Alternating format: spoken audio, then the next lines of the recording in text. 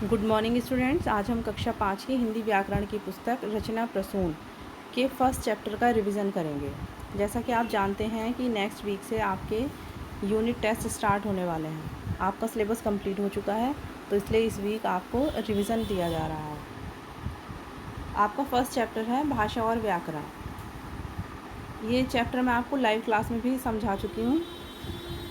तो भाषा, जैसा कि आपको बताया था कि विचारों के आदान प्रदान का माध्यम भाषा कहलाता है, कि हम सभी बोलकर या लिखकर अपने भाव और विचार दूसरों तक पहुंचाते हैं और सुनकर या पढ़कर दूसरों के भाव समझते हैं।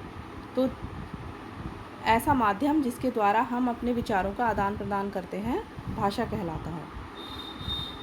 भाषा के दो रूप होते हैं, मौखिक भाषा और लिखित भाषा। बोलकर अपनी बात कहना तथा सुनकर दूसरे की बात को समझना भाषा का मौखिक रूप है। इसे बच्चा अपने परिवार से ही सीखता है। पढ़ना और लिखना भाषा का लिखित रूप है। इसमें लिखकर अपनी बात दूसरों तक पहुंचाई जाती है और दूसरा उसे पढ़कर समझता है। इसे सीखने के लिए बच्चा विद्यालय जाता है। जिस तरह से जब आपको क्लास में चैप्टर एक्सप्लेन किया जाता है, तो उस समय जब टीचर बोलता है और बच्चे सुनते हैं, तो वह भाषा का मौखिक रूप होता है। लेकिन जब बच्चों को बोर्ड पर लिखवाया जाता है और बच्चे उसे अपनी कॉपी पर लिखते हैं, तो यह भाषा का लिखित रूप कहलाता है। नेक्स्ट, भारतीय भाषाएं। संसार में बहुत सी भाषाएं बोली, पढ़ी और लिखी जाती हैं। सभी देशों की अपनी अपनी भाषाएं हैं। भारतीय संविधान के अनुसार अनुच्छेद 343 के अनुसार भारत की राजभाषा हिंदी है। इस भाषा को 14 सितंबर सन 1949 को राजभाषा के रूप में स्वीकार किया गया है। भारतीय संविधान में पहले 18 भाषाओं को मान्यता दी गई थी, परंतु उसमें 4 बोलियां और जोड़कर उन्हें भाषा का रूप दिया गया है। ये 4 बोलियां हैं बोडो, डोगरी, मैथिली, कोंकणी। तो अब कुल मिलाकर 22 भाषाएं हैं जिन्हें संविधान द्वारा स्वीकार किया गया है। तो ये 22 भाषाएं हैं: हिंदी, असमिया, कन्नड़, कश्मीरी, मलयालम, उर्दू, सिंधी, उड़िया, मराठी, पंजाबी, संस्कृत, तमिल, तेलुगु, बांग्ला, गुजराती, नेपाली, मणिपुरी, बोडो, कोंकणी, संथाली, मैथिली और डोगरी। नेक्स्ट है लिपि। तो लिपि का शाब्दिक अर्थ है लीपना। तो भाषा के संबंध में इसका अर्थ है विचारों को लीपना अर्थात लिखना। तो मुख से निकलने वाली ध्वनियों को लिखने के लिए जो चिन्ह निर्धारित होते हैं उन्हें लिपि कहते हैं। तो इस प्रकार हम कह सकते हैं कि भाषा के लिखने के ढंग को या भाषा की लिखने की विधि को ही लिपि कहा जाता है। प्रत्येक भाषा की अपनी अलग लिपि होती है, क्योंकि जो भाषा लिपिबद्ध नहीं होती है उस भाषा को हम बोल सकते हैं लेकिन उसे लिख नहीं सकते, क्योंकि उस भाषा के लिए कोई चिन्ह निर्धारित नहीं किए गए हैं। जैसे इसमें दिया गया है कि हिंदी भाषा की लिपि है देवनागरी, उसी तरह अंग्रेज़ी की रोमन, संस्कृत की देवनागरी, गुजराती की देवनागरी, पंजाबी की गुरुमुखी, उर्दू की फ़ारसी और मराठी की देवनागरी। नेक्स्ट, बोली। तो बोली क्षेत्रीय भाषा होती है। बोली का अपना एक सीमित क्षेत्र होता है। केवल उस क्षेत्र विशेष में रहने वाले लोग ही उसे बोल और समझ सकते हैं। इसके विपरीत भाषा का क्षेत्र विस्तृत होता है। भारतवर्ष में लगभग 1652 बोलियां बोली जाती हैं। नेक्स्ट, व्याकरण। तो व्याकरण में इसमें आपको उदाहरण दिए गए हैं कि रजनी खेल रहा है, रजनी खेल रही है, लाल पतंग कट गए, लाल पतंग कट गई, गाय दूध देता है, गाय दूध देती है।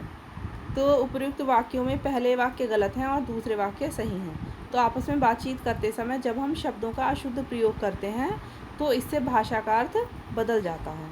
तो जैसे इसमें दिया गया है रजनी खेल रहा है, लेकिन चित्र में लड़की दिखाई गई है। तो रजनी एक लड़की का नाम है, तो इसलिए अगर संज्ञा स्त्रीलिंग है तो क्रिया भी स्त्रीलिंग ही आएगी। तो रजनी खेल रहा है, ये लड़का नहीं है, लड़की है, तो यहाँ पर रजनी खेल रही है वाक्य सही है। उसी तरह लाल पतंग कट गए, तो पतंग सिर्फ एक है और पतंग के लिए कट गए शब्द का प्रयोग नहीं होगा, क्रिया आएगी कट गई। उसी तरह गाय दूध देता है, गाय स्त्रीलिंग शब्द है तो इसलिए इसके साथ क्रिया भी स्त्रीलिंग ही आएगी। तो इस प्रकार हम कह सकते हैं कि वह शास्त्र जो हमें भाषा के शुद्ध अशुद्ध प्रयोग का बोध करवाता है उसे व्याकरण कहते हैं। तो भाषा के शुद्ध ज्ञान के लिए व्याकरण का जानना अति आवश्यक है। व्याकरण शब्द वी प्लस आ प्लस करण शब्द से बना है, जिसका अर्थ है शब्दों के शुद्ध रूपों का विवेचन। तो जो हमें भाषा के शुद्ध बोलने, पढ़ने और लिखने संबंधी नियमों की जानकारी देता है वही व्याकरण है। व्याकरण में 3 बातों, वर्णों, शब्दों और वाक्यों पर विचार किया जाता है। तो इसलिए इसे 3 भागों में बांटा गया है: वर्ण विचार, शब्द विचार और वाक्य विचार।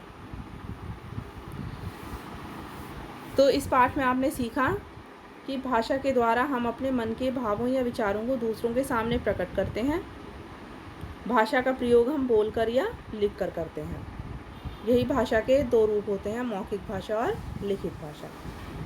जब हम किसी भाषा को बोलते हैं तो वह भाषा का मौखिक रूप कहलाता है, और जब अपने भाव हम लिखकर प्रकट करते हैं तो वह भाषा का लिखित रूप कहलाता है। तो भाषा को जिस विधि से लिखते हैं उसे लिपि कहते हैं। हिंदी भाषा की लिपि का नाम देवनागरी है।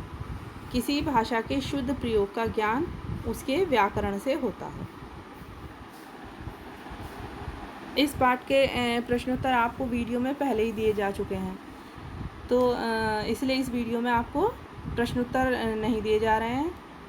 अगर आपको प्रश्नोत्तर दोबारा से देखने हैं तो आप जो वीडियो पहले आ चुकी हैं जिसमें आपको कंप्लीट चैप्टर कराया गया था, वो वीडियो आप फिर से देख सकते हैं। Thank you.